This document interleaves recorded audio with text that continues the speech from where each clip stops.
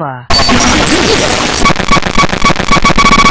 You give birth to a dead pig, and we'll cut him into pork rinds. What the fuck?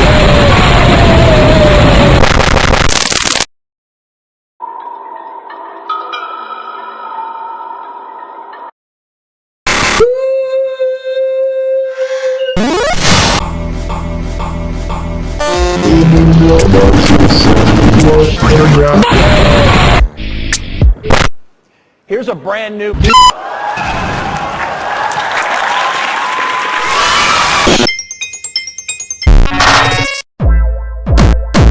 I'm Donald J. Trump, and I endorse this message.